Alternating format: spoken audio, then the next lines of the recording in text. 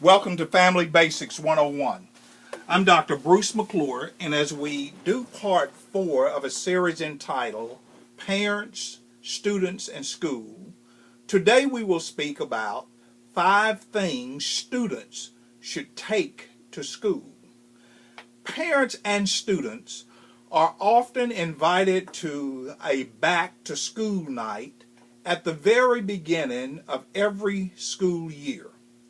The primary objective of these back-to-school nights, as I recall from attending these back-to-school nights over a span of almost 20 years and 4 sons, was to A, introduce the classroom teachers, introduce the administrators, and introduce also to the parents afresh every year the school policies. B, the purpose of the back-to-school nights was for the faculty and the staff and the administration to review homework and classroom requirements and expectations. And thirdly, C, one of the reasons for the back-to-school nights was to share with the parents the specific objectives of the class that's being taken by the student. And that's where each parent would go to each class, homerooms, sporting activities that were sponsored by the school that their student was involved in. Here are 5 things that each parent must consider making sure their student take to school. Not what the school's expectations are of the student, but the things that each student must take to school in order to fulfill the expectations of the school. Number 1, each student should take to school a well-rested self. A 2009 Youth Risk Survey conducted by the Center for Disease Control in conjunction with the National Sleep Foundation believes children ages 5 to 10 need at least 10 to 11 hours sleep every night. Children ages 10 to 17, according to this same survey, found that children between 10 and age 17 needs 8.5 to 9 hours sleep each day. Here's the irony of the study. Only 31% of high school students were found to get at least 8 hours of sleep on school nights. This was evenly distributed between both males and females, 38.4% of the males and 37.3% of the females. But can you imagine a classroom, a school, where students are getting deprivation of sleep every night of the school year? This will lead to several negative components of what children take to school. It leads to higher agitation within the student, which is going to contribute to a higher agitation level in the classroom overall. It's going to lead to inattentiveness by the student, which will then become distractions to other students in the classroom. It's going to lead to a nodding, a dozing in and a dozing out, and even worse, it's going to lead to the student falling asleep in the class. It's going to lead to a lower performance capabilities in the classrooms, on the sports field, in extracurricular events. It's also going to lead potentially to accidents. If the student is driving to school, if the student is participating in some type of event at school, it's setting the school up and setting the student up for high probabilities of accidents. Secondly, every student should take to school a right attitude toward self, toward learning, and toward others. Number 3, every student should take to school a desire to be an outstanding performing student.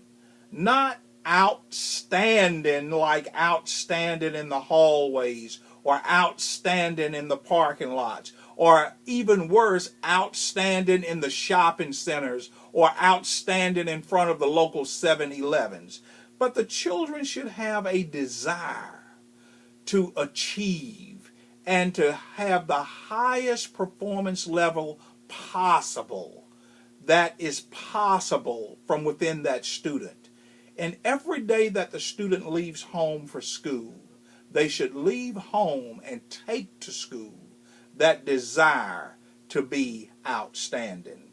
Number 4, every student should take to school an expectation from home that upon return from class, there will be accountability for what occurred on the school bus or in the classrooms. So the child leaves home knowing that I'm taking to school with me the expectations from home that I am going to be accountable when I get back home. Number 5, every student should take to school with them a knowledge that they are loved by their parents and the knowledge that their parents believe in them and are supportive of them in their pursuit for excellence. When a child takes that knowledge to school with them, it increases the probability that the child's behavior, the child's attentiveness, and the child's performance is going to really be better off.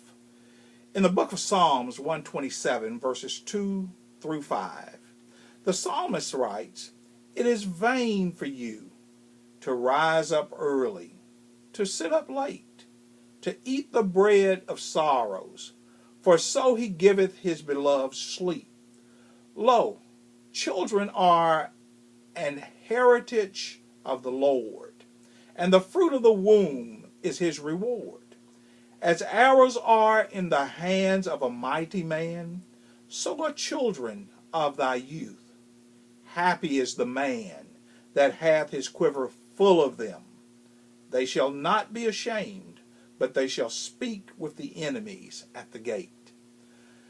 Summarily, the psalmist is simply saying, if people are up all night for whatever their reasons, it's a shame, it's a vain thing for you to rise up early in the morning. It's a vain thing for children to wake up early in order to finish work they should have done before they went to bed. It's a vain thing for children who've been up until 1 or 2 o'clock in the morning to wake up at 5 or 6 in the morning trying to finish homework, trying to get their clothing together for the day. It's a vain thing. It's a vain thing to not eat healthy before leaving for school to get the nutrients necessary to perform that day. It's a vain thing for children not to get enough sleep. So they should take from home those things that will not make them vain or empty or hollow when they enter the classroom. As arrows are in the hand of a mighty man, so are children in thy youth. Encourage your children to leave home with the attitude that you are proud of them, and that you'll be even prouder when they return home from school, having done all that they could do to represent your family. I'll see you back in class again next time. Don't be late and don't skip class.